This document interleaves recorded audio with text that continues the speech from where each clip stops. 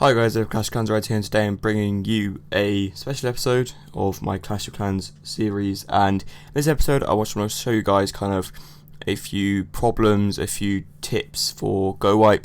And this is because I see quite a lot of people use Gowipe and they make little mistakes which can completely lose a raid for them, and if they just change that little thing in their raid they may have won the raid. So I'm going to be using war raids from our recent war. I won't be using attacks that went wrong, because that would be really unfair to that person to kind of single them out and say they did wrong. What I'm going to be doing is I'm going to be showing raids, saying what went right in that raid and showing people that's what you should do, instead of showing raids of people saying what they shouldn't do, because that would just be quite mean to those people who did those wrong things, because that's just not really kind of thing I want to do. So I'm going to be showing you a few high level attacks from our recent war, and hopefully you guys will learn something out of this episode to kind of help you guys get 2 stars in highest level wars. And so yeah, let's go into our first raid. Okay guys, and with our first raid here we're going to be watching Stitch, who's the number 1 player, against their number 1 player called Killer. And I'm going to be showing you guys a few little things that he did correct. So just speeding up this raid, so you'll see first of all one of the first things you can do to help your Gowipe raid is to spread your golems out. Now, I have been guilty of not doing this myself. When I first started Gowipe, I was horrendous at just putting all my golems in one place and hoping for the best. But you've got to remember, golems have a stupid amount of health. They really do. And so you've just got to spread them out. So he's got one there, and then one up there. So it really just kind of spreads it out to make sure all the defenses, so all these defenses here going for this golem, all of these defenses around here going for this golem, and then up here, all of these defenses, including the expo, going for that golem. So all those defenses are completely not going for the rest of the troops. We've also got an expo up there going for that golem. That's what he should be doing. And then next, he's got another golem in the clan castle to put there. So we've got this nice spread of golems down the bottom of this base. And then the next thing that people always do, which really irritates me, is that they don't drop their wizards like this, because you see the wizards are all spread out taking out these outside buildings. And the reason for that is, one, because wizards are insane and they have really high damage, so they're good for taking out buildings.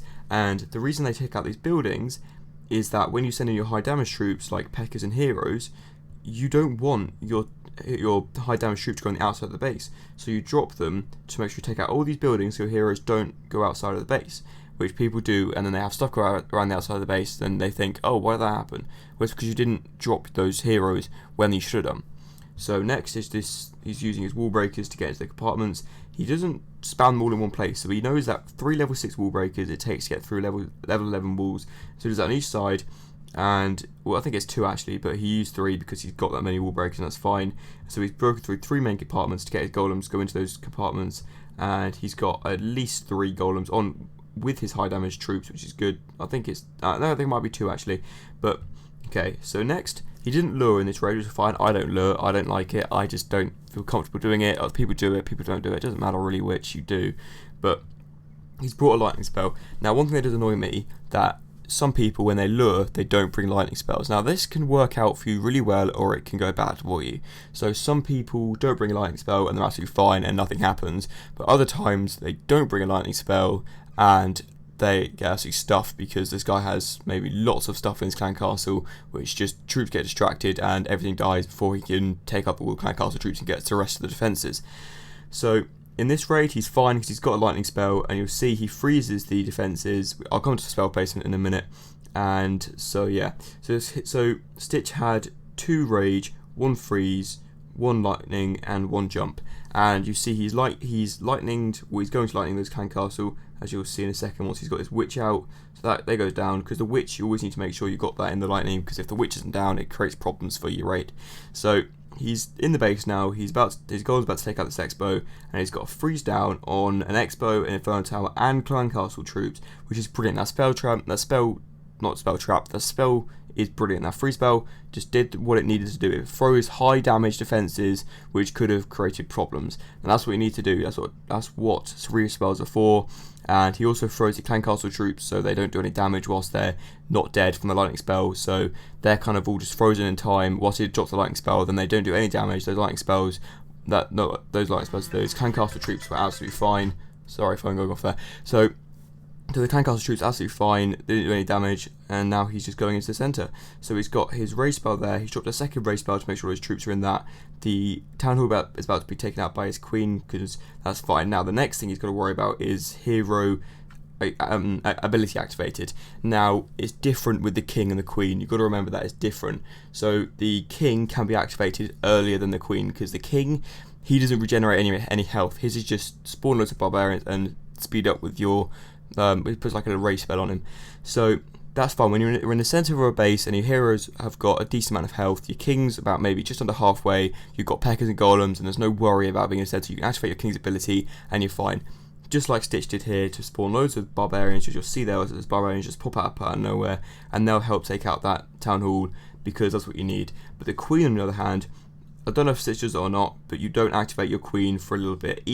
But to be fair to him, he's on 47%, and if I was in his position, I would happily activate my queen now. You only ever activate your queen either if you're next to 50% and you don't really need any more health or anything, so just activate her ability just to speed up that last 50%, or she is on like next to no health, then you activate her ability. Because the queen, she has the royal cloak, which means that no buildings can attack her, and she spawns archers. So if there's a max inferno tower on a single target on the queen and going full pelt at her, you can activate her ability and that stops instantly.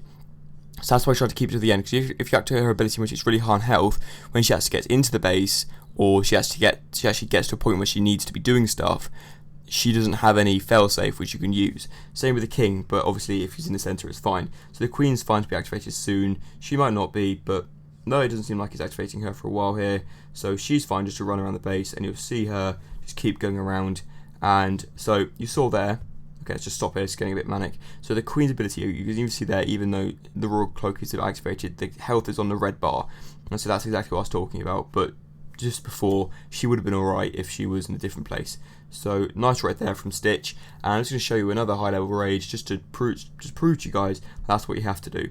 So this next one's from Rico, and he's using the same kind of thing, Gowipe, and so he's using a different kind of thing which golems go into there, but he still spreads them out a little bit, and then he drops his wizard spells, not wizard spells, he drops his wizards to take out those areas, heroes go in, and then the clan castle troops come out, and then he lightnings the clan castle troops, and then he freezes the high damage defences, pops the rage spell, and then his king can be activated soon, but it doesn't really matter, and his king's not been activated. His queen's low, but she hasn't been activated either, and then the queen's ability and the king's ability gets popped really low, so the king get popped there right at the end, and the queen also gets popped right at the end there, exactly what I said. And the last thing I've got to say is probably one of the most important, and that is to always bring backup troops. The cleanup troops, whatever you want to call them, always bring them, because they are lifesavers. If you get to 49% and you don't know what to do, but you have cleanup troops, you're fine, because you will find 99% of times a building which you can take to get that 1%. And you'll see here that this is what Rico does up there, that lovely archer up the top there, taking down that elixir pump when he's got 49% 1 star, and he can get that last percentage point. Whereas on at the bottom here, and that is a lifesaver for him. Without those, you would have got 1 star 49%, which is disheartening, annoying, and no one likes doing that. So just, I think the best example that I can give of a really important thing to do.